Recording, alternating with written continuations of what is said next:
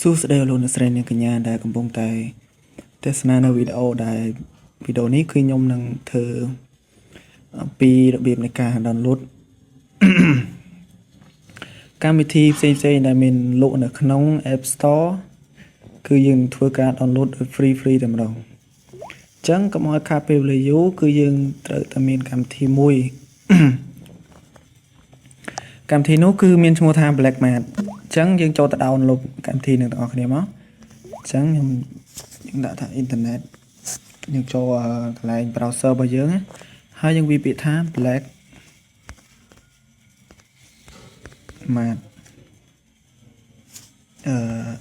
APK អញ្ចឹងយើងធ្វើការ search គឺខ្ញុំចុចនៅកន្លែងប៊ូតុងកូនៅកន្លែង keyboard របស់ខ្ញុំអូខេចឹងវានឹង load ឲ្យលើគេគឺ website androidapkfree.com ចឹងយើងចុចលើពាក្យថា Blackmat Alpha ចឹងមកចុចលើពាក្យហ្នឹងមកចឹងវានឹង load ទៅកាន់ website ដែលយើងចង់ download ដែរអូខេចឹងយើង scroll មកក្រោមបន្តិចនេះដោយសារ internet ខ្ញុំរឿងយឺតទៀត scroll មកក្រោមយើងនឹងឃើញពាក្យថា download Blackmat Alpha APK 0.99 ចឹងចុចលើពាក្យថា download APK from Cecil Source ចឹងចុចលើពាក្យហ្នឹងមកនេះចុចលើពាក្យហ្នឹងមកអញ្ចឹងវានឹង start download ហើយនេះឃើញអត់អញ្ចឹងយើងអមមកមើលគឺវាកំពុងតែ download កម្មវិធីហ្នឹងហើយអញ្ចឹងខ្ញុំធ្វើការផាសវីដេអូហ្នឹងបន្តិចហើយខ្ញុំនឹងត្រឡប់មកវិញ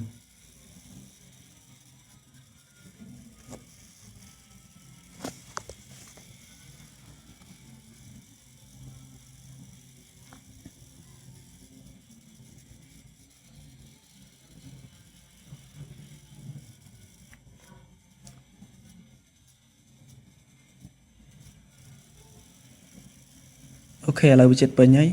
សូមបញ្ជាក់ប្រាប់អ្នកទាំងអស់គ្នាថាកម្មវិធីនេះគឺsupport តែលើ Android តែប៉ុណ្ណោះអញ្ចឹងនៅលើ iOS គឺមានវិធីរបស់វាផ្សេងទៀតអញ្ចឹងខ្ញុំអត់ទេធ្វើការ download ពេញហើយគឺយើងធ្វើការ install វា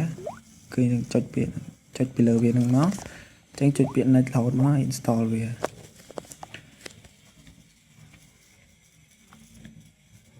ចឹងយើងរកចាំបន្តិច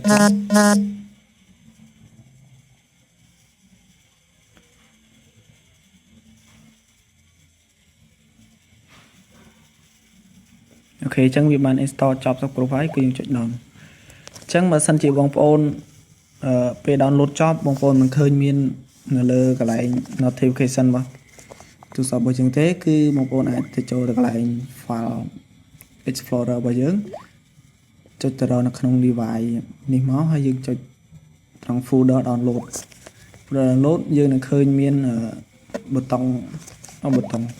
ឃើញមាន file ដែលយើង download មិញហ្នឹងគឺ Blackmat អញ្ចឹងខ្ញុំធ្វើការចេញពីក្នុងហ្នឹងមកគឺខ្ញុំចូលមកកម្មវិធីនឹងទាំងអស់គ្នា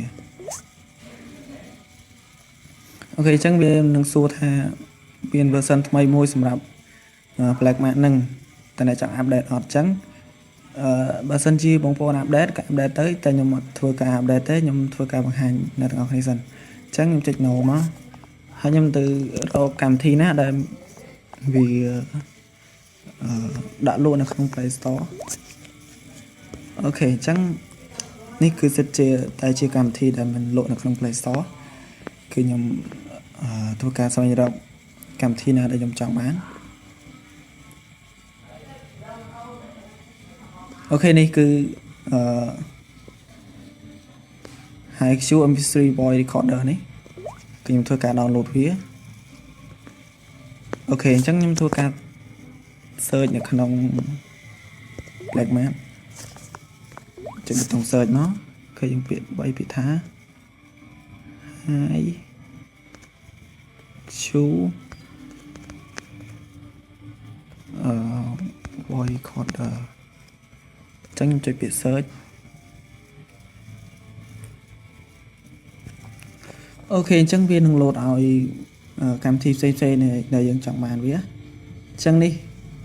យើងអាច download ត្រង់មានចំណុចត្រង់ពាក្យថា full នឹងក៏បាន download ត្រង់ចំណុច ពាក្យថា Pro នឹងក៏បានអញ្ចឹងខ្ញុំធ្វើការ download full តែម្ដងគឺខ្ញុំអត់ត្រូវការ download Pro អីទេអញ្ចឹងនេះគឺជា advertise ដែលវា load ចឹងដែលវា load នៅក្នុងកម្មវិធីហ្នឹងគឺយើងចុចគ្រាន់តែចុចប៊ូតុង back ឬមកក៏ skip ត្រង់នេះមកគឺវានឹងបាត់ហើយយើងនឹងអាច install វាដោយវាមាន version ផ្សេងៗឲ្យយើងជ្រើសរើសដោយមានតាំងពី version ដំបូងគេបងអស់អូខេអញ្ចឹងយើងមិនញ៉ៃច្រើនជាមួយវាទេគឺចុចពាក្យថា install នៅត្រង់លើនេះហើយយើងនឹងឃើញមាន version ផ្សេងៗដែលយើងត្រូវរើសអញ្ចឹងយើងចុចពាក្យថា version ចុងក្រោយគេមកអញ្ចឹងវានឹងធ្វើការ download ឲ្យយើង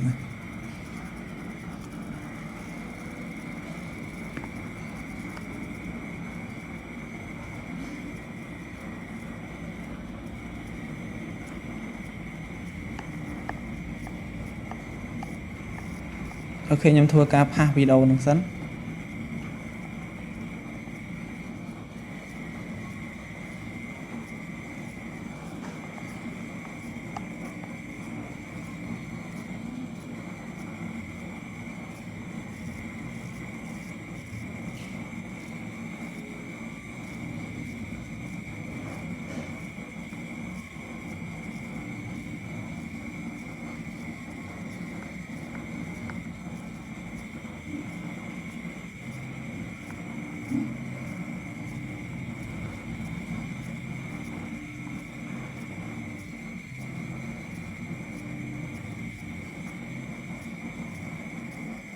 អូខេវាចិត្តពេញហើយ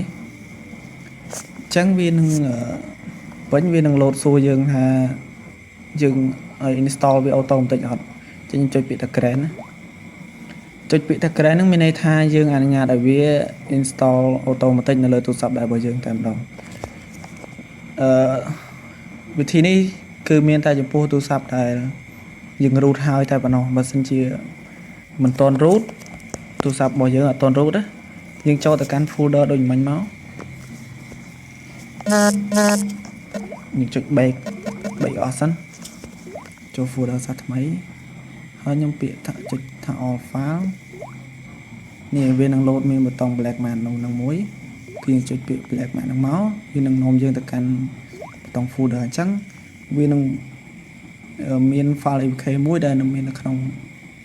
folder download ហ្នឹងអញ្ចឹងយើងអាច install វានៅក្នុងហើយមកក្រោមទៀតអត់មកក្រោមទេគឺជាងកលេចមកកាន់កម្មវិធីមួយនេះគឺខ្ញុំចុចចូលវាមកអូខេអញ្ចឹងយើងអាចប្រើវាបានហើយដើម្បីឲ្យកាន់តែដឹងច្បាស់គឺយើងចូលទៅកាន់ Play Store យើងនឹងចូលមើលកម្មវិធីមួយនេះខ្ញុំនឹងធ្វើការ refresh វា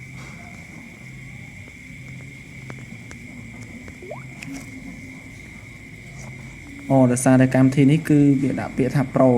ប៉ុន្តែខ្ញុំ download មិញគឺ full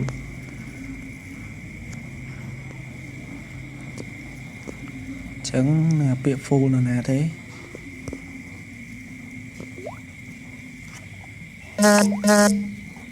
អូខេយើងអត់អីទេកម្មវិធីដូចគ្នាទេតែគាត់ថាបើយើងចង់ down Pro ក៏បានដែរចឹងខ្ញុំ down Pro មួយទៀតដើម្បីបញ្ជាក់ប្រាប់អ្នកនរគ្នាចុច skip ad ហ្នឹងមក Pro មួយទៀតតែម្ដង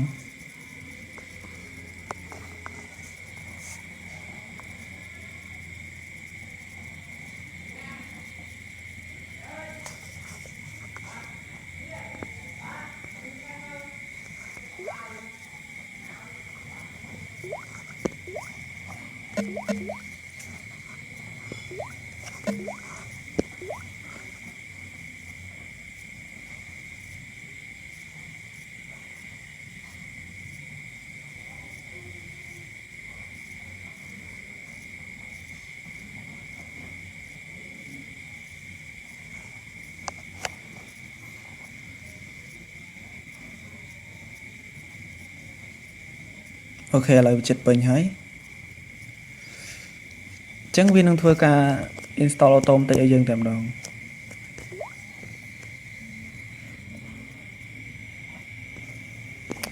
អូខេអញ្ចឹងយើងចូលទៅមើលនៅក្នុងApp Store យើងមួយសារទៀត នេះវាមកហើយអានេះគឺជាកម្មវិធីដែល full អញ្ចឹងខ្ញុំអត់ត្រូវការវាទេខ្ញុំ uninstall វាចោលគឺខ្ញុំចង់បង្ហាញពី Pro អញ្ចឹងខ្ញុំចូល Play Store ម្សិលទៀតខ្ញុំធ្វើការ clear history វាចោលក៏ clear មកចូលទៅបើក Play Store ម្សិលទៀត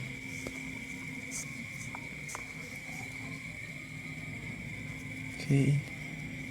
អញ្ចឹងយើងចុចពាក្យថា Top Chart បន្តមកយើងយកពាក្យថា Top Pad App ហើយយើង scroll មកក្រោមយើងនឹងរកពាក្យថា HiQ MP3 Recorder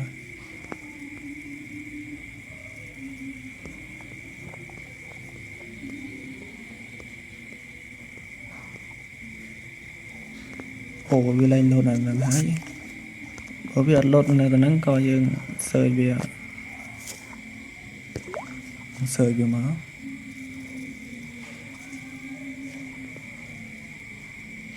នេះនេះ HiQ MP3 Voice Recorder Pro អញ្ចឹងយើងបានតម្លើងវារួចរាល់ហើយបងប្អូនឃើញហើយគឺជាកម្មវិធីនេះគឺវាលក់ក្នុងតម្លៃ$3.59 $59 សេនអញ្ចឹងយើងអាច download វា free តែម្ដងហើយបើសិនជាបងប្អូនចង់ download កម្មវិធីផ្សេងទៀតគឺអាច download តាមកម្មវិធីនឹងបានទាំងអស់មិនថាកម្មវិធីអីក៏ដោយគឺមានភាគច្រើនគឺមាននៅក្នុងនឹងតែម្ដងគឺខ្ញុំធានាជូនមកកម្មវិធីហ្នឹងគឺដឹងថាល្អចំពោះអ្នកទាំងអស់គ្នាដែលប្រើ Android device អូខេអញ្ចឹងខ្ញុំអត់មានអីត្រូវបង្ហាញច្រើនទៀតទេគឺខ្ញុំមានតែប៉ុណ្្នឹងហើយបើសិនជាអ្នកទាំងអស់គ្នាចូលចិត្តនៅវីដេអូនេះកុំភ្លេចចុច like និង share ទៅកាន់មនុស្សដែលអ្នកគិតថាគេចង់ដឹងដូចយើងណាអញ្ចឹងហើយកុំភ្លេចចុច subscribe channel នេះដើម្បីទទួលបាននៅវីដេអូក្រោយៗទៀតគឺខ្ញុំនឹងព្យាយាមធ្វើអ្វីដែលខ្ញុំអាចធ្វើបានបង្ហាញអ្នកទាំងអស់គ្នាហើយបើសិនមានចម្ងល់អីផ្សេងពាក់ព័ន្ធនឹង Android ពាក់ព័ន្ធនឹង iOS គឺអាច comment នៅក្រោមវីដេអូនេះបានហើយមួយទៀតគឺបើសិនជាបងប្អូនមានសំណពរចង់ខ្ញុំធ្វើវីដេអូអីមួយចឹងគឺខ្ញុំអាចធ្វើឲ្យអ្នកទាំងអស់គ្នាបាន